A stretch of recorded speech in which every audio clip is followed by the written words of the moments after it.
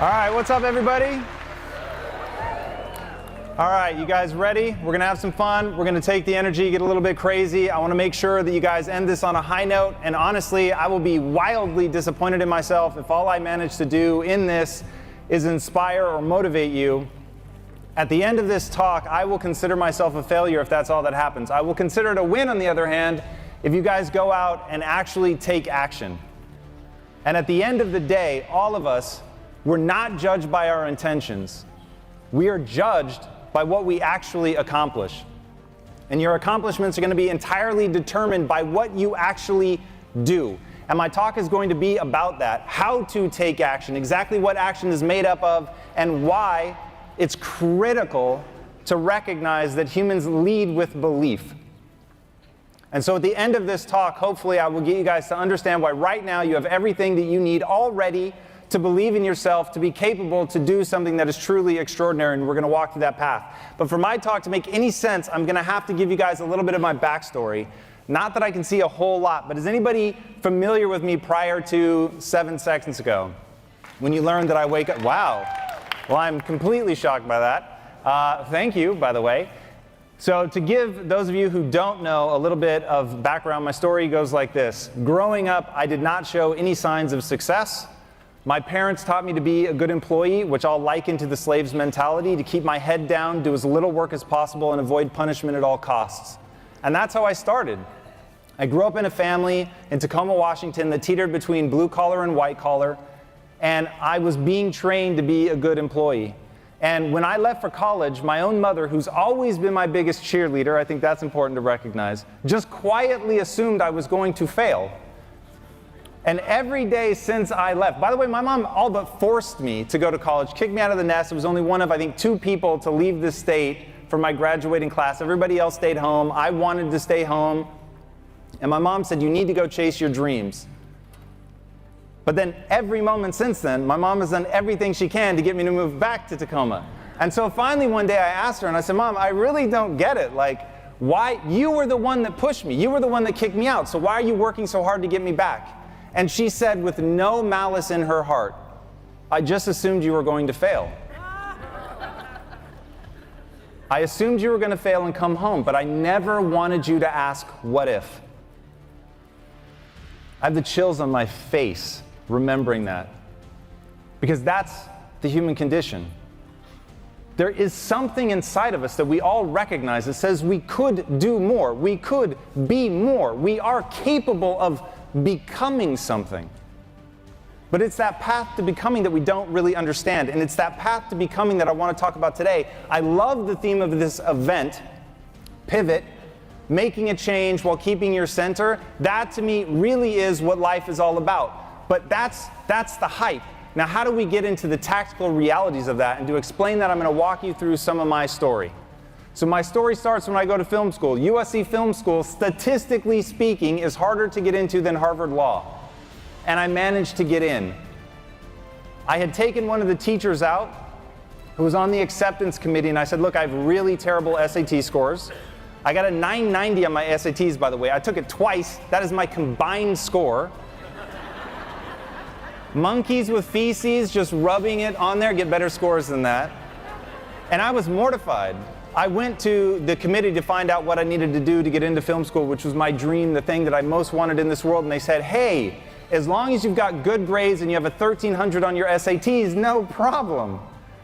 And I was devastated because I was so far from that. So I took one of the teachers out and I said, look, I have a confession. I got really bad SAT scores. I took it twice. Look, I'm just not good on testing, the whole story. And he was like, oh, who cares? He was like, there's 2 points of acceptance. One, as an incoming freshman, where, yeah, we look at your SAT scores, but the other is as an incoming junior, and then we don't care about your SAT scores, which are merely meant to tell us how well you do in college. So I'm just going to look at your grades. So if you get good grades, I'm not even going to look at the rest of your application. Cool. So I locked myself in my dorm room for 2 years. I didn't date. I didn't drink a drop of alcohol. I didn't go to a party. All I did day and night was work. And I studied. Because my problem was, my mom was right. I didn't show signs of early success. People that were looking at me expecting me to fail had accurately assessed what I was capable of at that moment. But what they didn't understand about me, what they didn't understand about the human animal, is our ability to adapt, grow, and get better. The most fascinating thing to come out of science in a long time was when they sequenced the human genome and they realized, and by the way, they thought they were going to solve everything. They thought they were going to cure cancer. They thought this was going to be the end of chronic aging. Like all of the diseases that we struggle with now, they thought they were all just going to go away. Once we sequenced the human genome, that was going to be it. It was going to be like a map to Xanadu. It was going to be amazing. And then they did it.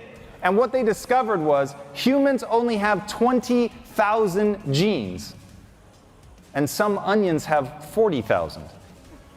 So they're literally looking at the data going, are we really meant to believe that an onion is more genetically complex than a human being? How can this be possible? Oh, and by the way, they were ignoring all of this stuff that they were calling junk DNA. Now, it didn't take them long to realize that that junk DNA plays a role. We are, without question, the most dominant species this world has ever seen. We are an apex predator unlike anything. You can find us in the Marianas Trench, which is the deepest part of the ocean. You can find us in the Arctic. We have literally sent human beings to the moon. And what that junk DNA really is epigenetics. Now, it's just a fancy word for we respond to our environment, and more aptly, we respond to stress in our environment. Anybody ever seen a professional bodybuilder? No? Okay. A professional bodybuilder hardly looks human to me. It's unbelievable what they're able to do, but they show in a very real and tangible way what you can do to the human body when you understand how to put it under stress. Now, if you've ever been to the gym, you know that the real money is in tearing the muscle down, not building it up. You actually build up the muscle while you're sleeping based on what you've eaten. So the act of bodybuilding, of actually going into the gym, is an act of tearing down so that you can create the stress so that your body can respond. Now, if you remember nothing else from my talk, remember this: humans are the ultimate adaptation machine. Just by being human, each and every one of you is capable of great change. Who you are today does not predict who you can become. Who you can become is the answer to a very simple question. What do you want? And what price are you willing to pay to get there? What do you want? And what price are you willing to pay to get there? Kobe Bryant, one of the greatest athletes of our time, would show up on game day, and if he saw anybody else at the gym as early as him, even though he was always the first on the court, he would end up practicing longer than that person. And I had the honor of interviewing one of those people one time. And he said, I went up and asked Kobe, we have a game in an hour. Like, what are you doing out here practicing so long? And Kobe said, I needed you to know that I was willing to outwork you. And in that game, they ended up winning. And that lesson stuck with that guy forever. When you're willing to put in the work, when you're willing to take control of your environment and put yourself through the stressors required for adaptation, you literally can become anything. And my life is proof of that. So I stand here as one of the founders of a company called Quest Nutrition that we took from not existing to being valued over $1 billion 5 years later. Thank you.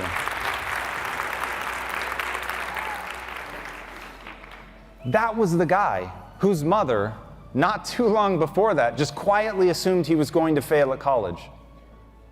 But what I began to understand is that I could harness that ability to adapt. That we can learn in any direction. Nature has to make a choice with any species. Option number 1, pre-program everything. Think of a horse. When a horse is born, it comes out, it can already run, jump, take care of itself. And then option 2, be built for maximum flexibility. be able to adapt to your environment. A horse is a horse no matter where you put it. But a human, depending on when and where it's born, depending on what it allocates its resources to, its time and attention, it can turn into a basketball player, a neurophysicist, a parent, a coach, a hairstylist. You literally get to choose. You get to decide what it is that you want to be good at. And I want you to think about the first time that you picked up a pair of scissors. You didn't know what you were doing. It didn't feel like it was an extension of your hand. But now, when you step into that role, when you show up, the way that everything feels, the way that you set it around your station, it's all like it was meant to be. It flows. You know right where things are, how to cut somebody's hair, depending on the texture of the hair, the length, the quality, the age of the person, what they've done to it. You know it all. You know how to mix colors. All of that stuff is from training. But the irony is people don't stop and think about, hey, I got this far in this thing simply by allocating the time and the energy. Where else could I go? Could I pivot? And the answer to that question is yes. The human animal is designed to adapt. That is literally what we are sculpted to do. For me, the piece of advice that I always give to somebody, whether it's an entrepreneur or somebody who wants to be the greatest parent of all time, what is your goal? You've got to start with your goal. Everything works backwards from that. For me, I wanted to get rich. And the irony is, when I started on my entrepreneurial journey, I was literally saying that to people. I want to get rich. I just want to make a bunch of money. And so I started as a copywriter in a technology company because I'd failed to make it in film school. I actually ended up doing horrifically. And at the end of film school, I felt broken, embarrassed, lost. I had no idea where I was going. But I started teaching filmmaking. And as I was teaching that class, I realized, wow, I don't know enough to teach these students. I need to research at night and practice to be able to come in and present this material. And a weird thing happened as I started doing that. I was actually learning a lot more. And so I was able to convey that to the students, and I was able to help the students make their films better. And it made me realize, whoa, there's this weird reciprocal loop. The harder I work over here, then go and explain it, they actually can take that knowledge and put it to use. Building skill sets, getting better at something. And I started thinking, is that something that I could do for myself? And at that moment, these two very successful entrepreneurs walk into my class. And at that time, I was obsessed with two things. I wanted to get rich, and I wanted six-pack abs. Now, I grew up in a morbidly obese family, so for me, that was real, man. And I used to be 60 pounds heavier than I am now. And I wanted those six-pack abs, man. I just had no idea how I was going to get it. And I remember the first time that somebody told me, I think you already have abs, it's just under the fat. And I thought, what? That doesn't even make sense. Because I had done a bunch of crunches, and I'm like, I still don't see them. So I don't know what the problem is. Maybe it was all the licorice. I had a thing. So these two guys walk in, very accomplished entrepreneurs, ripped, six-pack ab, bodybuilder types, and they said, hey, you're coming to the world with your hand out. If you want to control your art, you have to control your resources. So if you want to get back in the saddle and actually become a filmmaker, you're going to have to learn to control the resources. So come with us, be a copywriter, but understand this is a startup. You can have any role in the company that you want. You just have to become the right person for that job. And so I took them at their word, and I pivoted, and I left my teaching career, which had safety. And I looked to my wife and I said, this may fail, but I've got to at least give it a shot. And my wife said the words that have become famous for me, which is, I bet on you. Thank you. Now, what my wife was betting on wasn't that I already knew how to do what they wanted me to do, because she knew I didn't. What she was betting on in me is the same thing that each and every one of you have, which is the ability to learn. And so I went into it knowing I was not the right person for any job in that company. I'd never been in a company like that before. I'd been totally focused on film. This was software. It was security software. It was nothing that I had any interest in, but I wanted to get rich. And so I did it.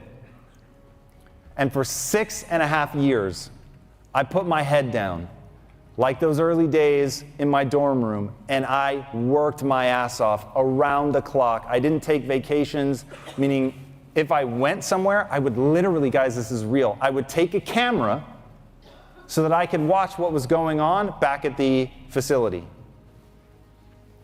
I was always working around the clock, and at 6.5 years, I was so different than where I started. I had worked my way up. I was now the chief marketing officer of the company. They had given me 10% equity in the company. I was now on paper a multimillionaire. I had done what I set out to do. I was capable of things that I never would have believed that I could do. Running a team, building a website, online advertising, marketing, all things that I didn't know. I didn't even know when I started the difference between sales and marketing. I had no idea what the difference was. But here I was now, the chief marketing officer of a company that was winning awards, it was making money, standing in this beautiful conference room overlooking the Pacific Ocean, and I realized I'm miserable. And I've been miserable for a long time. And I learned a really powerful lesson that I want you guys all to think about right now. The goal that I had did not take me where I wanted to go. I was living the cliche of money can't buy happiness. And I began to realize the game we're all playing, it's not success. It's not money. It's brain chemistry. To sum it up in the simplest way possible, the only thing in this life that matters. The only thing in this life that matters is what you think about in your most quiet moments about yourself when you're all alone and the only thing you have are your thoughts. If in that moment, regardless of your worldly success, you feel good about who you are, you feel good about what you've done and how you've touched other people's lives, you feel good about what you're striving for and trying to accomplish, you feel good that in the times when it got hard, if it mattered to you, you pushed through. That matters. That matters a lot. But the money doesn't matter. And so I quit. And I realized I was just not interested in living a life, no matter how much money there was, where in my quiet moments I felt like I was wasting my life. I felt like I wasn't helping people. I felt like I wasn't connected. I wasn't connected to my wife. I'd been ignoring her for years. I felt like I wasn't connected to my business partners anymore. It was all just about the money. I didn't have a why. Who knows Simon Sinek? Big it up for Simon. All right, Simon and I did a video that essentially broke the internet about millennials. Somebody watched it. What got Simon on the world stage is this whole concept of why. You've got to know why you're doing what you're doing. If you're just showing up every day to cut and dye hair, to keep your lights on, you're going to have far less energy to make it through the hard times than somebody who is there to help transform somebody, to help make somebody their best, to help them feel their best. And I hope that you guys saw that video not too long ago of the hairdresser that went around and he was doing makeovers on homeless people. Right? Man, it was incredible. It was so beautiful. The look on their face at that moment where they see themselves for the first time in front of the mirror and they are seeing something totally new. They're seeing a version of themselves that they did not know was there. And the ability to give that gift, like it is so easy to get lost in the day-to-day grind of what you do, what any of us do. But if at the core driving you is a deep and unending why for what you're doing, you've got something. Now you've got a chance to transcend what you're doing. And the way that happens is very tactical. It has nothing to do with like woo-woo, being out in the air. It's none of that. You're going to have the energy that you need to fight through. People always ask me how I generate energy. There's two ways. Number one, take care of your body. There's just no way around that. At the end of the day, it's a biological thing that's going on, the production of ATP. And the second thing is you need to be excited about the future that you're trying to create. And when I went in and quit, even though I had millions of dollars in equity, and I was making more than I'd ever made, I quit because I didn't have a why. I didn't have anything that gave me the energy to keep pushing. I didn't have excitement for what I was doing anymore. My partners were stunned, totally took them by surprise. I'm driving home, I call my wife and I say, I did it. I quit. Like we were gonna move to Greece. We were gonna live for cheap on some beach somewhere, and I was gonna write. And that was gonna be that. And then I am pulling into the driveway of my condo, and my phone rings, and it's my partner's. And out of love and respect, I take it. I say, hey baby, give me a second, I'm gonna take this, they're calling. And they said, come out to dinner with us. And I went out, and they said, look, we could do this without you, but we don't want to. And that was all I needed to reconnect to something other than money. And I remembered for a minute, these were guys that I loved. These were people that I had gotten to know through good times, through bad times, through the hard times, through the excitement of the company growing. And in connecting to something other than the money, I was finally able to really see and understand what it was that motivated me. And I confessed to them that money was not my highest priority in business. My highest priority was camaraderie. I wanted to connect. I wanted to bring something of value to the customer. I wanted to think about the customer. I wanted to be myself. And I wanted to market in a way that was inclusive and created a community. And in that community, we could do something more than just sell products. And so we decided to sell that company because they felt the same. And they wanted to do something based on passion. They wanted to have the energy and excitement to see things through. And for 3 very different reasons, we decided to form Quest Nutrition. Now, as I mentioned, I grew up in a morbidly obese family. So for me, I was never going to chase money again. And I told them that. I was only going to focus on value creation. And it had to be something that I had a deep and personal connection to. So for me, I started thinking every day about saving my mom and my sister. My mom and my sister are both morbidly obese and have been essentially my entire life. And I knew that I was going to lose them too soon if I couldn't solve the problem of how they ended up there. I wanted to give them food that they could choose based on taste, and it happened to be good for them. Now, if that doesn't sound hard, let me assure you that it is very hard. And there was one point in my life where we were making the bars by hand, and it was so hard and so painful that I would wake up, this is a true story, I would wake up in the middle of the night with my hands cramping closed. That's a weird way to wake up, let me just tell you right now. But I wanted it that bad. Now, we started producing the bars in Compton, and on the line, this is another true story. On the line, we had Bloods and Crips. And in the middle of it, you got the crazy white guy. Now, the reason it worked was because I was prepared to outwork everybody else. I knew exactly what I wanted. I had my why. I had my goal, and it was very specific. And this is the thing about goals. They have to be incredibly specific. And my goal was to end metabolic disease. Not sell a lot of protein bars, that was not the goal. I wanted to end metabolic disease, and that informed every choice that we made as entrepreneurs every time that we had to answer a hard question, one that might impact profitability, or how late we were going to have to work, or what we were going to have to do, and it almost always was difficult, including, by the way, we had to become our own manufacturers, which we did not want to do. We wanted to outsource it. We just wanted to be marketers, but nobody would make the bar for us. Or they would, but they said that we had to add sugar to it. And we asked a simple question: will that help end metabolic disease, yes or no? If yes, we'll do it. If no, we won't. And it wouldn't, so we didn't. It starts with that specific goal. And then because I had my why, my hands cramping closed in the face of doing something to save my mom and my sister, it was not a hard choice. In fact, I wouldn't have been able to look myself in the eye and say I was not able to help them because it was hurting my hands. Right? It sounds ridiculous when you say it like that, but most people don't have a personal tie to what they're doing. Mother Teresa has an amazing quote: "No one will act for the many,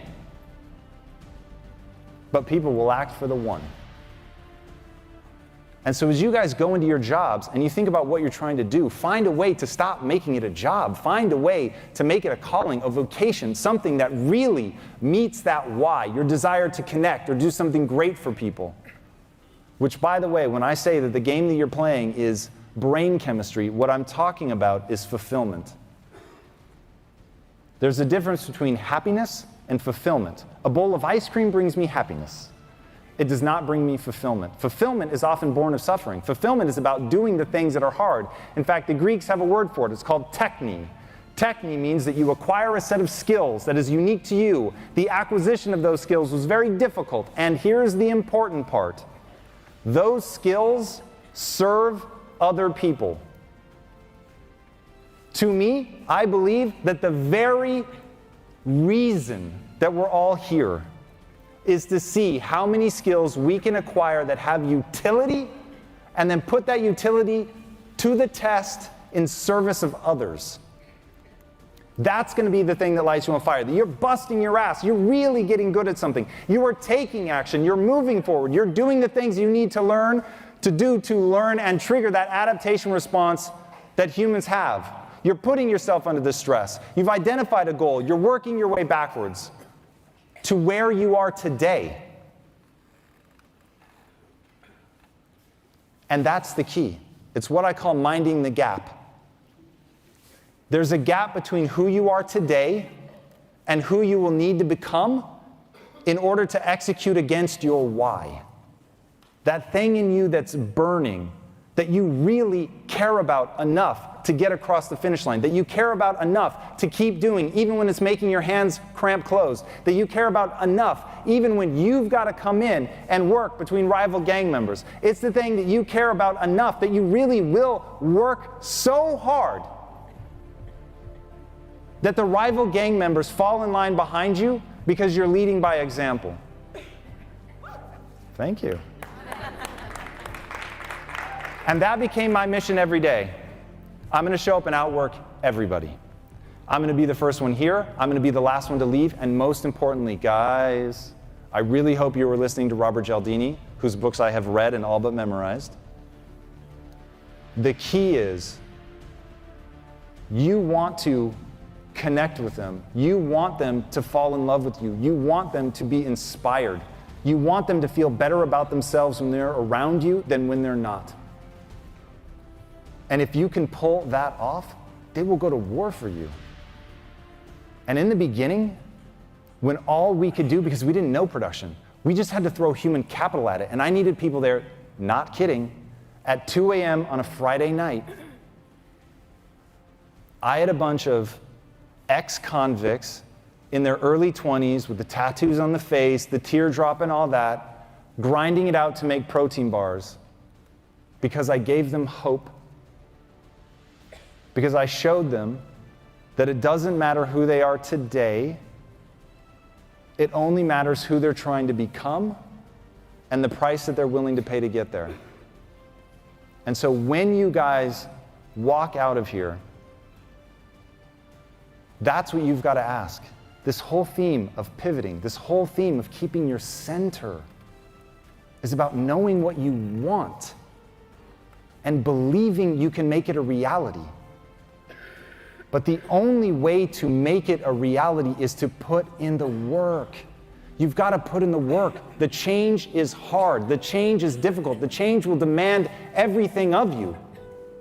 But man, if inside you really believe in what you're doing, you really see how you can get to that goal that you want, if you really see how you can serve other people doing what you do with this skill set that you've worked your ass off to acquire, then you can actually make change in people's lives. And that's what motivates me. Getting the skills has real-world implications. It took me from scrounging in my couch cushions to find enough change to put gas in my car to building a billion-dollar business.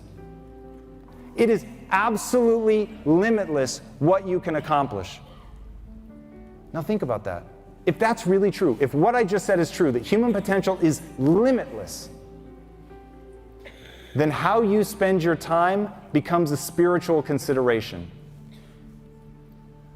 So when you guys part from here, one, stay in touch with each other because you're going to need that. Because if you're gonna start pushing the limits, if you're gonna show how much somebody in your position can influence other people's lives, if you're gonna show people the power of what you do, if you're going to show people the depths to which you can touch another human's life, if you've seen the look on somebody's face who has been transformed by what you've done by them, to see them transform their vision of themselves and to watch them before your eyes go from believing that they can't do something to realizing that they can, that they have untapped stores of potential. That moment is so beautiful, I would say you should be willing to pay any price. So go out and do it. Thank you.